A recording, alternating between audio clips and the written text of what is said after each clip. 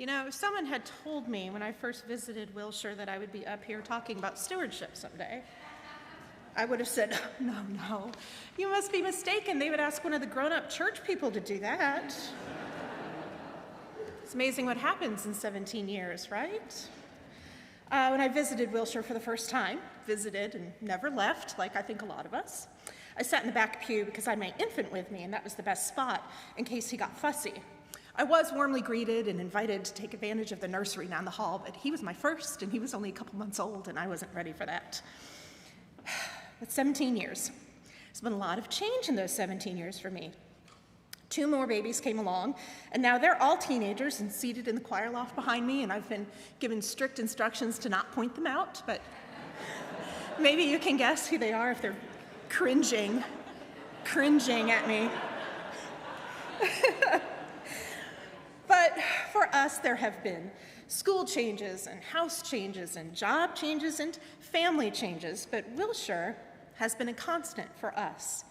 And we have been consistent with Wilshire. Not perfect, but pretty consistent. Consistent attendance for us looked like Sunday school and worship, Wednesday night dinners and activities, and with ECLC and MOPS, there was one year I came to Wilshire 6 days a week. It probably saved me. And consistent giving has looked like bringing my checkbook with me every week to add to the offering plate. Then once my children joined me in big church, I tried to always have $1 or some coins on hand so they could put something in the offering plate after me. And I wasn't the best about having cash on hand, so sometimes I just hand them my envelope to put in. But it was important to me that they could learn that action because, who else would teach them to do that? During a stretch of unemployment, monetary giving stopped temporarily, but I tried to increase my volunteering to help offset. But shortly after that, it was back to writing checks and then scanning the QR code to make a gift during worship. And now it's semi-annual gifts of stock to reach my offering. So the amount hasn't always been consistent, but I've tried to keep up the habit of giving. But my story is different from your story and different from your neighbors. And I've been thinking about what to say up here, and I wanted to talk about something that we could all relate to. So I would like to lead us in a little thought exercise. I would like all the adults in the room to take a minute and think about what you were like when you were 16 years old. It might be hard to remember for some of us. 16 years old, you can maybe look at them for inspiration trying to remember 16. High school junior, maybe a sophomore. In case you haven't been around 16-year-olds lately, they're full of energy and lots of passion, interests and ideas, and they're just flying off in different directions. So when you were 16, you were so full of potential, flying off in all these directions. But I'm wondering, what was the constant in your life? Was school your anchor?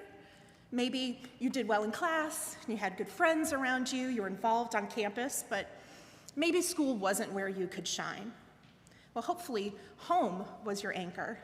A nurturing environment with siblings you got along with and parents who were warm and supportive, but I know not everybody has a home like that. Was church your anchor? Can you think of your church that you went to when you were 16? Was it a place that was comfortable with questions and was patient in answering them? Was it a warm and welcoming place? Would you want your 16-year-old to go to the church that you went to? Or if you were 16 years old today, would you want to go to that church?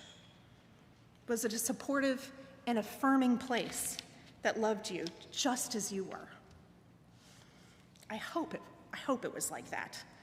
But I would hazard a guess that that was not the church environment you grew up in.